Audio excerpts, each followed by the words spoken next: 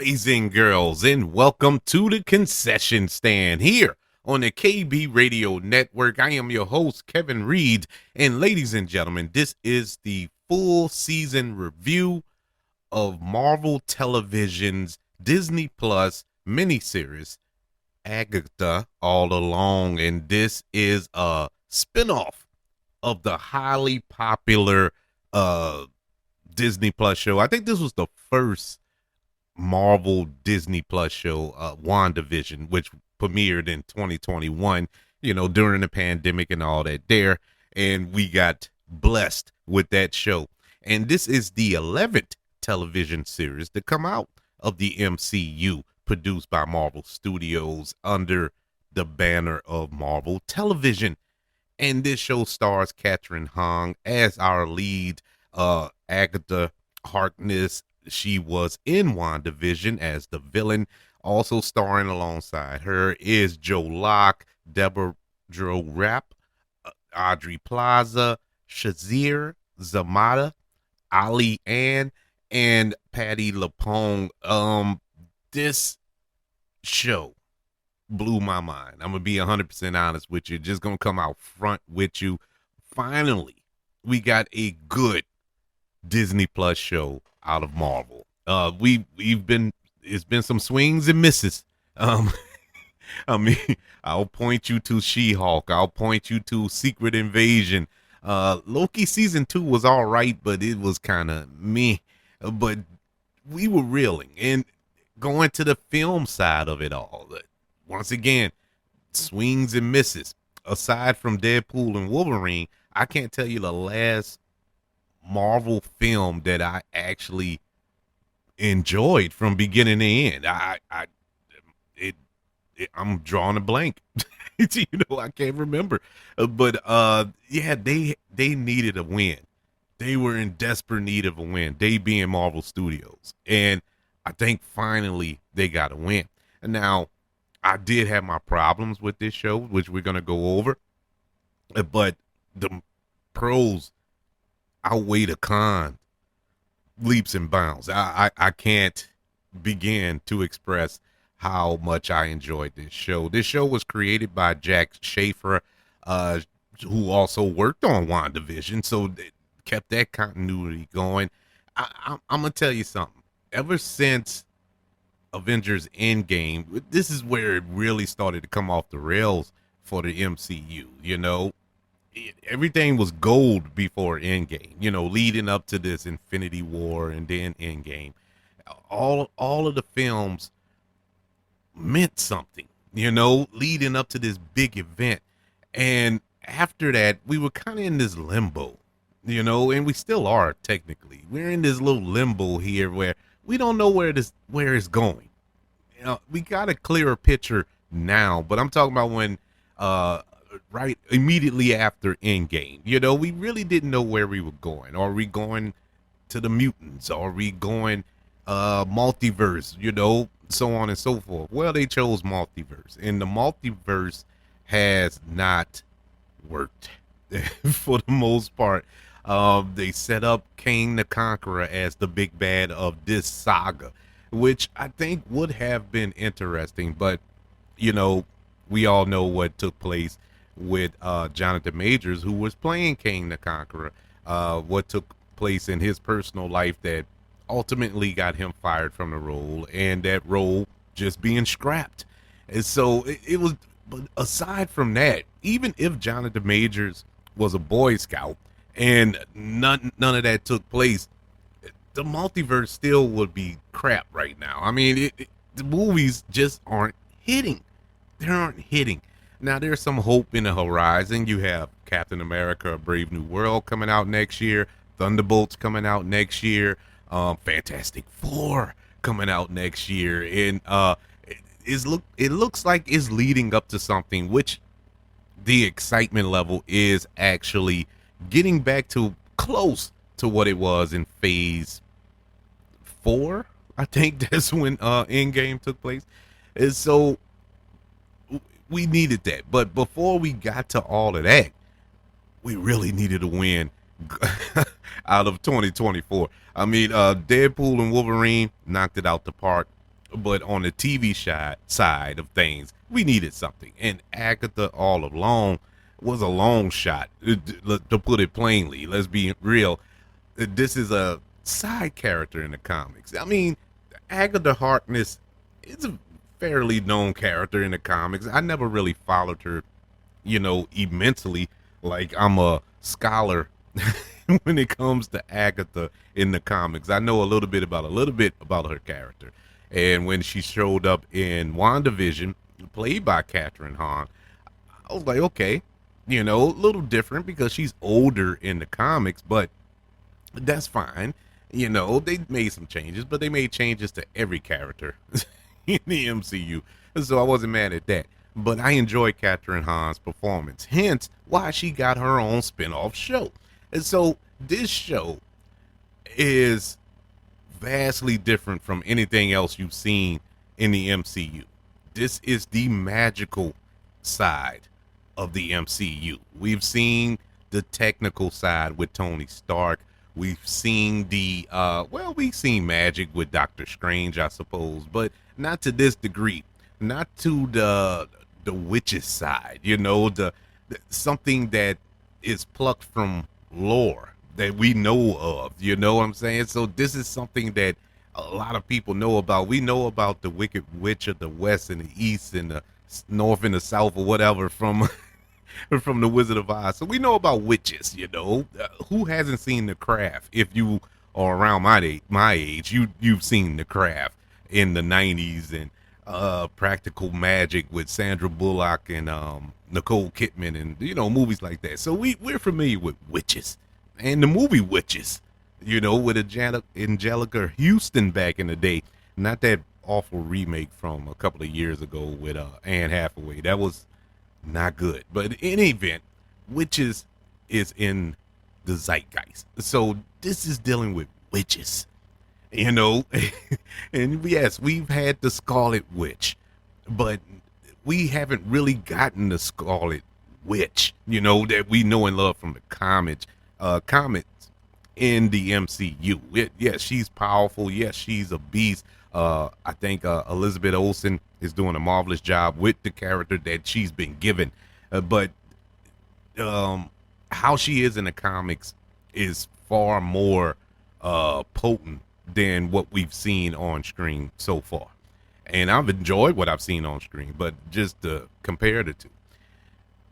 So this show, I did going into it, didn't know much about where we're going with this show. Is this going to lead anywhere? Is this like a one-off type situation where, it's just like filler within the MCU, not really connecting to anything else? Is just there, like Werewolf by Night, that little short film, or I don't know, how would you categorize Werewolf by Night? It's not a full-length movie, but it's a movie. It's like a short film. I don't know how else to describe it, but it was good. I enjoyed it, but it wasn't really connected to anything else. It could later on down the line, but as far as the main MCU, you're not going to see Werewolf by Night teaming up with Thor anytime soon, And so how is Agatha going to link up with anything else?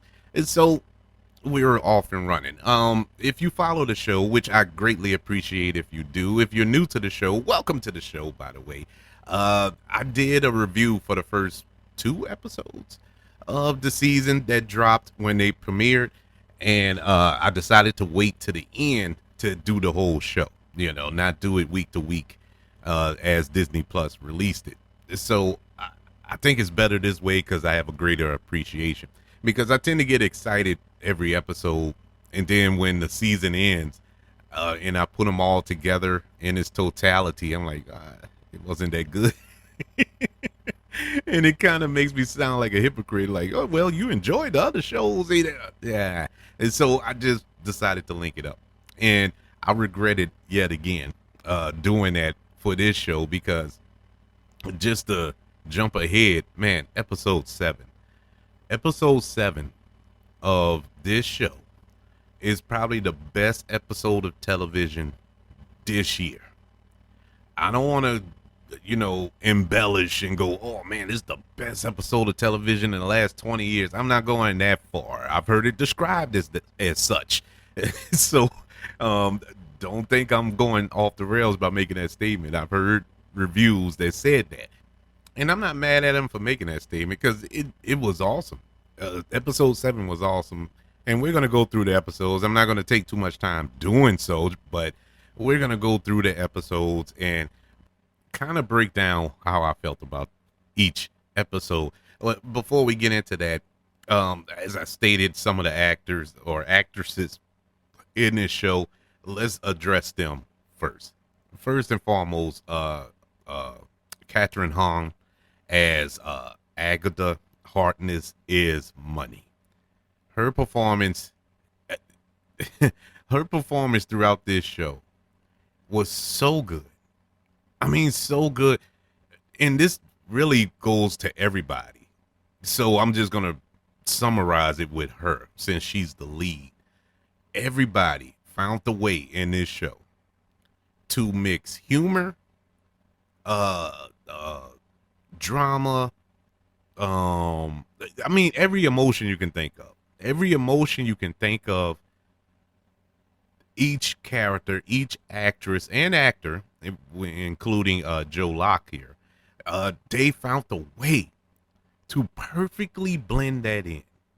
The episode never got too heavy and it never got too silly. It just kept a kind of an uneven tone, and it needed to be an uneven tone for this reason, because it was moments throughout the season that you was kind of like, where are we going? We so up and down. It gets serious and then it gets silly and then it gets serious, and when you think about it, think about the show. Think about who's the lead of this show, Agatha Harkness. That character is so uneven. That is such an unreliable narrator. Not a hero in no sense of the word. She's a pure villain, and she's a villain throughout. And so with that being considered, no wonder this show is the way it is, because that's how she is. That way is no way you can lose sight of that. And I thought that was brilliant. Simply brilliant. And Catherine Hahn did a brilliant job. Joe Locke as spoilers, by the way. If you haven't watched the season of Agatha all along, Joe Locke as Billy Maximoff. Yes, he is the son of the Scarlet Witch, and that is revealed in episode 5, I believe. But yeah, that was a cool reveal, even though it was telegraphed. And that's another thing. This show has so many twists and turns, so many reveals, that if you're a Marvel fan, if you read comics, you knew they were coming, but you still was excited when it happened. That's how well written and well acted this show was. You knew that Joe Locke was playing Billy Maximoff, even though he had this sigil, this curse that he couldn't, nobody can know who he is. Whenever he said his name, it would be blurred out to everybody. They couldn't hear it. And so, and including us, so we didn't know who he was until I think episode 5, when it was the big reveal. And even when it happened, you was like, oh. You know what I'm saying? It was so cool the way it just played out, how you got invested in that character on his journey as well. Joe Locke. I mean, this is my first time seeing Joe Locke. I've seen him in something, but I never paid attention to him. You know what I'm saying? And so this is the first time I actually paid attention to him in something. Loved him. Can't wait to see him in more. This dude is amazing. Awesome performer. I cannot wait to see him. He really dove into this role. He embodied Billy Maximoff, this character. He went as far as to work with the same trainer that worked with Elizabeth Olsen, when she do her magic with the hand movements and stuff. The same thing, just so he can nail it. they can have that similarity, being as though they're mother and son. I thought that was cool, and you could tell the certain gestures that he do and stuff like that, and brilliant, brilliant. He did his homework. My one actress who was kind of like why, and that was Deborah Jo Rapp, who once again she was in WandaVision. She reprises her character and role here. Not long. I think she lasted 2 episodes, maybe, and I didn't understand why. And I love her. She is so funny. You may know her as well from that '70s show and other projects. But yeah, man, I was kind of disappointed that she left. Well, when it happened, but now I get it. Throughout the whole show, because she's not the only one. Yeah, nobody really came through this alive. Maybe a handful. I mean, this was a very dark show, to say it's super humorous at the same time, because the majority of the characters die in this show. I mean, what, 3 survived at the end? Well, 4 technically, but one of them, of course they were going to survive. Well, since I brought them up, Elizabeth Lloyd, Aubrey Plaza, who is been having a crush on her since Parks and Rec, but her in this show didn't know what she was, who she was, had an idea. It was kind of hinted to, but it didn't really reveal it until, once again, I think it was episode 7, until we actually got to reveal who she was actually playing. And she is Lady Death from the comics. And in case you don't know that character from the comics, it was actually Lady Death that Thanos was trying to impress, who he was trying to woo by snapping half the universe to impress Lady Death, because he was in love with Death. He was obsessed with Death. And so this is the character that he was after. And Aubrey Plaza in this show, I can see why Thanos will be obsessed with her. Yeah, she was awesome though. Loved her. The chemistry between her and Catherine Hong, mwah, chef's kiss, man. Every scene that they were together was electric. I mean, they ate up all the scenery. Beautiful, beautiful. My only knock on it is wasn't enough of it. It wasn't enough. I wanted to see more of that. Shashir Samata. I know I butchered her name, but she plays Jen, and she was on SNL a few years back, and I often wondered what happened to her, because I enjoyed her on Saturday Night Live. I mean, she was there for maybe 1-2 seasons, maybe, and boom, she was gone, and I didn't see her on anything else. And this was my first time seeing her since she left SNL. And when she first popped up on this show, I was like, oh, that's nice. I haven't seen her in a while, but I thought it was just a little throwaway character, because she's not a name yet, she's not a big name, but boy, big performance by her, especially in the final episode, or the second to last episode. I didn't know she had it in her.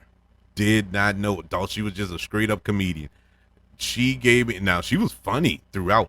All of them were funny throughout, but she was funny throughout. But her dramatic moments, her emotional moments, especially the one she had in episode 8, I want to say, was, ooh boy. I mean, I'm getting goosebumps right now thinking about it. I was like, wow, didn't know she had it in her. Awesome performance, all of them. I can spend all day talking about them, all of them. But the MVP of this show, is Patti LuPone, who plays Lydia. My God, I'm about to cry. As soon as I said her name, I started to tear up. Her performance throughout the show, all the way up, leading up to the greatest episode, episode 7, which is her episode, is unbelievable. You want to talk about a well written character, a well written show. We got seeds leading up to episode 7 that we didn't know until episode 7 came out. And it was so mind blowing because throughout the whole show up to that point, you're thinking this woman is just cuckoo for Cocoa Puffs, just Looney Tunes and spewing out just random stuff throughout the show. And you're like, why is she so aloof? It was comedic, when she was doing it. It was silly when she was doing it. But when we get to episode 7 and we find out that she kind of, she's, how do I put it? She's not a time traveler per se. It's more of a non-linear type living. I don't know how to describe it. The way she moves through time. Like I said, she doesn't time travel. It's the way her mind works through time. It's like she's conscious at this point in time. At the same time, she'll flash to 100 years earlier or 10 days earlier or whatever. And she'll be in middle of conversations wherever she is. And all of a sudden in the middle of the conversation, her mind will flash to another portion of her life. And that's why it sounds like she's just randomly spewing out stuff, but she's not. She's in the middle of a conversation.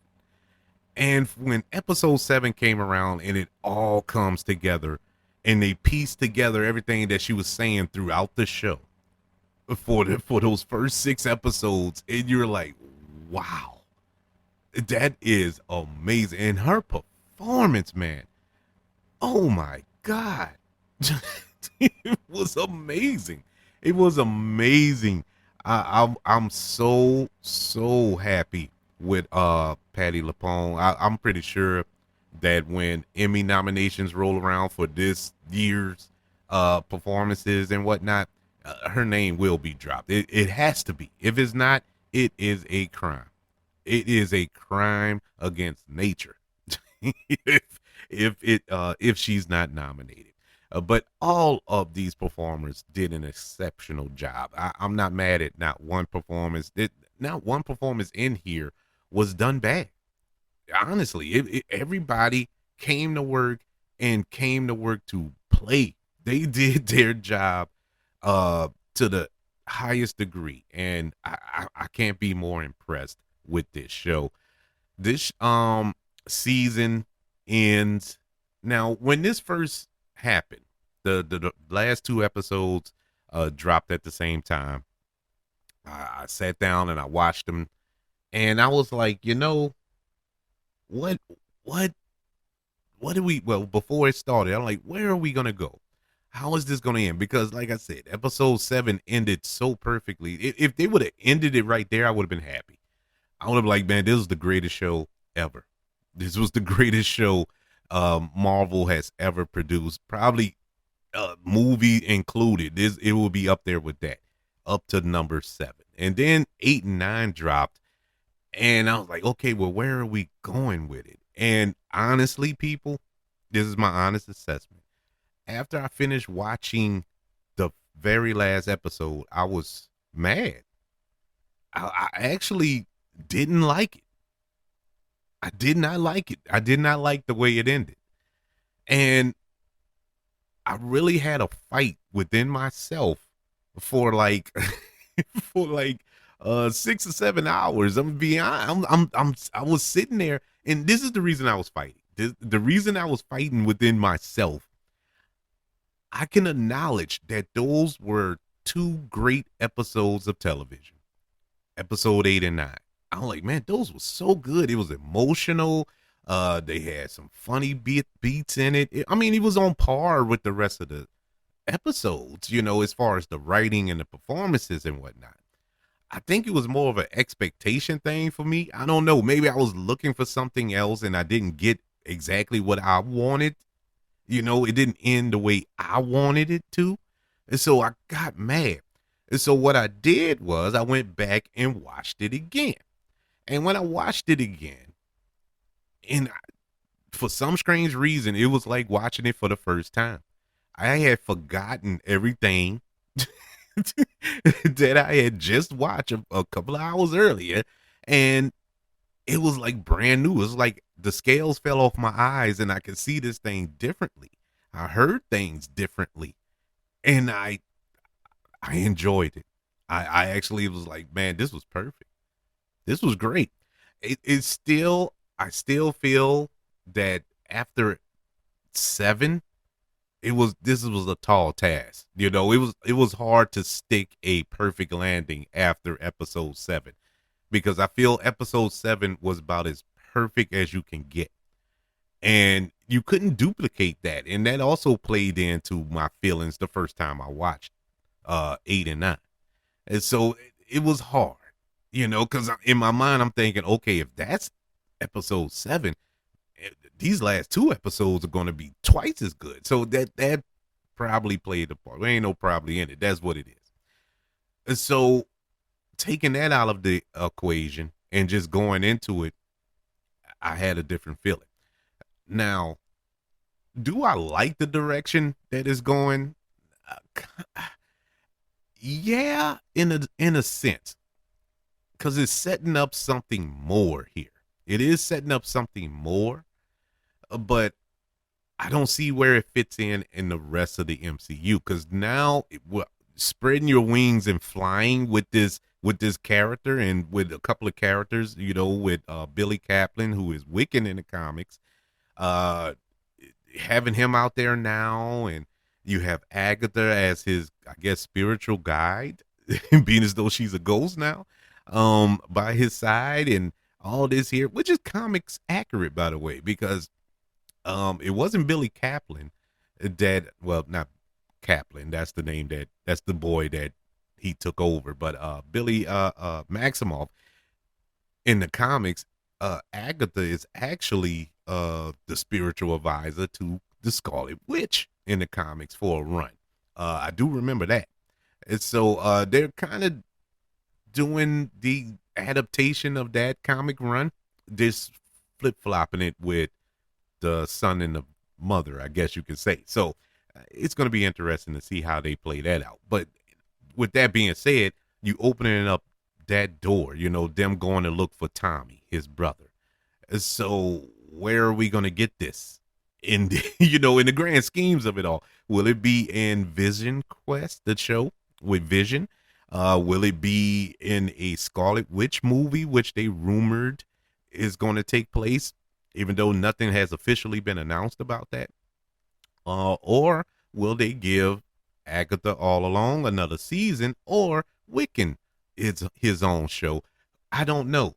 It's the uncertainty factor of it, and I'm kind of nervous that we're not going to get a resolution to it. You get what I'm saying? For instance, like in She-Hulk, which is a horrible example, but follow me here. In She-Hulk, we had Bruce Banner, who at the end of She-Hulk revealed that he has a son. Now, it's in the comics that he do have a son, and he revealed it on that show. That show was so bad, nobody watched it, and it pretty much been canceled and is not moving forward with that character or anything else. And so that lets me know, okay, we're not going to address that. You know what I'm saying? It's the same thing like with Secret Invasion as well.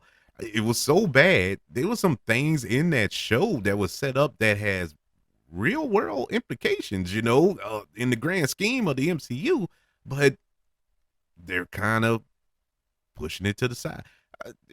Going to the movie side, the Eternals. You have a dead celestial in the middle of the ocean. We haven't addressed that yet. Now, that's supposed to get addressed in Captain America Brave New World next year. So I guess they finally getting around to that. But what, it took about 3 years for them to actually address that? A giant celestial in the middle of the ocean. So I'm just a little nervous that we're not going to get a resolution to this. But I'm gonna trust them. Especially after the popularity of this show and everybody received it well. I think I think they're gonna push forward with it. I think they're gonna move ahead and do something with this character or with these characters. And so, yeah, man. Overall, I'm not gonna go through all the episodes, but overall, I pretty much did. Uh, but anywho's, I enjoyed this. This was clearly the best Marvel show in a long time. Well, we needed this as Marvel fans, as MCU fans, as Disney Plus fans, because Disney Plus needed a win as well, not just on the Marvel side, but they're struggling with their Star Wars properties as well. So they needed something to drop big, and I think this did the trick. I would love to know, what did you think of Agatha all along? Oh, by the way, I give it an A. I think it was really, really good. Every episode was great. I'm gonna pick this weekend and I'm gonna go back and binge it. Watch them back to back to back, and see how it affects me in that viewing cycle. But once again, I would love to know, how did you feel about Agatha all along? Did you enjoy it? Do you think this is one of the best MCU shows? Do you think this was not one of the best shows? I mean, I can see where a lot of people get turned off by it, because there's no, punchy, pew, pew, pews. There was none of that, but it's still Marvel. But I want to know your thoughts. Email the show, kbradiopodcast@gmail.com. You can also search for this show on all social media platforms. Just search for the KB Radio Network, ladies and gentlemen. Also, don't forget about YouTube. Subscribe to the KB Radio Network channel. Like this video, share this video. I would greatly appreciate it. Also, don't forget about the 5 stars, the reviews, and sharing this show. If you're listening on Apple Podcasts, Spotify, iHeartRadio, wherever you are currently listening to the Concession Stand here on the KB Radio Network. Everybody, thank you for joining me for my little breakdown, review, whatever you want to call it, little talky talk about Agatha All Alone, which is currently on Disney Plus. I want you all to know that I love you, continue to love everyone, and until we speak again, you all be blessed.